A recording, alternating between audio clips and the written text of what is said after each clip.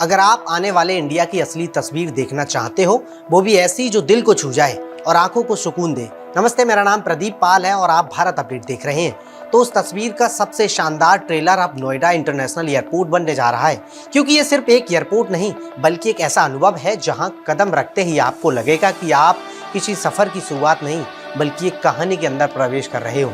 जेवर में बन रहा ये एयरपोर्ट इस सोच के साथ तैयार किया गया है कि यहाँ आने वाला हर इंसान सिर्फ यात्रा ना करे बल्कि भारत की संस्कृति और उसकी विरासत और उसकी आधुनिक सोच को एक साथ महसूस कर सके।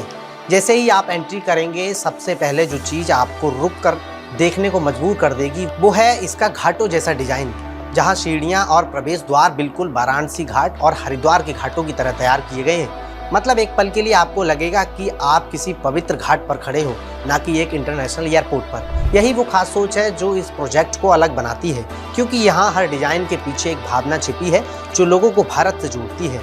अब अगर आप ऊपर नजर उठाएंगे तो टर्मिनल की छत पर आपको नदी की लहरों जैसी दिखेंगी, जो देखने में जितनी खूबसूरत है उतनी ही काम की भी, क्योंकि ये छत अंदर से भरपूर नेचुरल लाइट लाती है, जिससे पूरा माहौल खुला, शांत और पॉजिटिव एनर्जी से भरा हुआ महसूस होता है। और साथ ही बिजली की खपत भी कम होती है, यानी सुंदरता के साथ समझदारी का भी पूरा ध्यान रखा गया है।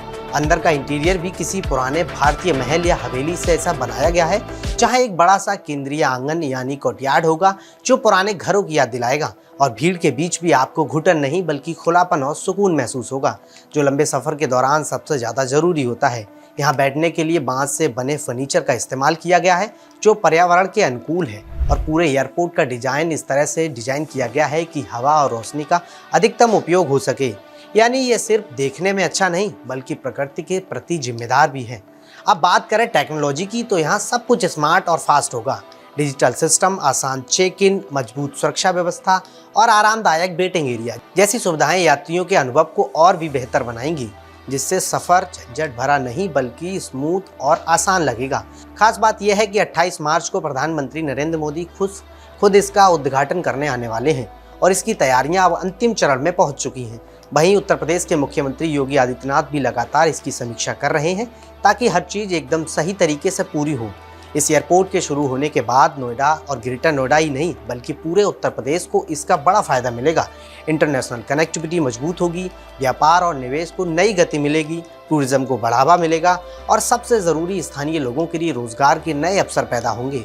साफ शब्दों में समझें तो ये एयरपोर्ट सिर्फ एक ट्रांसपोर्ट हब नहीं रहेगा बल्कि एक ऐसा प्लेटफॉर्म बनेगा जहां भारत अपनी पहचान, अपनी संस्कृति और अपनी ताकत को दुनिया के सामने एक नए अंदाज में पेश करेगा।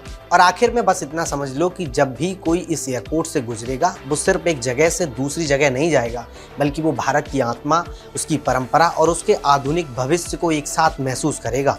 और यही एहसास से दुनिया के सबसे अलग और सबसे खास एयरपोर्ट्स में शामिल करने वाला है। पूरी खबर पर आपकी क्या राय है, हमें कमेंट करके ज़रूर बताएं।